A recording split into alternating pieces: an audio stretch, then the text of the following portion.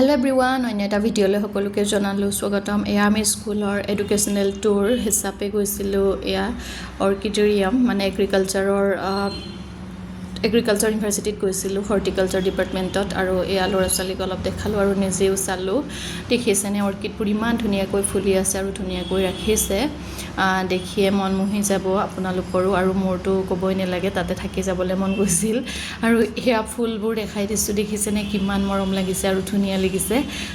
এনেও মোৰ ফুল বুলি ক'লে বেছিকৈ ভাল পাওঁ আৰু ফুল হওক গছ বন লতা সকলোবোৰে আৰু সেউজীয়া মুঠতে ভাল লাগে আৰু ফুলবোৰৰ কথাটো ক'বই নালাগে, ইমান ধুনীয়া লাগিছে।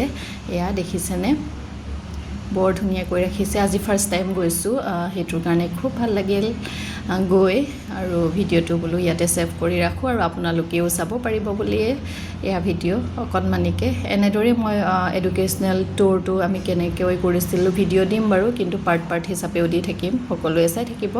আৰু এয়া দেখিছে ইমান মৰম লাগিছে, কালাৰে বৰ ধুনীয়া আৰু গোটেই সোপা লৈ আহোঁ যেন তেনেকুৱাই অনুভৱ হৈছিল মোৰ, লাগিছিল। আৰু এয়া কেইকপিমান ফটো ক্লিক কৰিছিলোঁ আৰু ইয়াতে লগাই দিলোঁ। আজিলৈ আহিলোঁ, বাই, নেক্সট চাই থাকিব।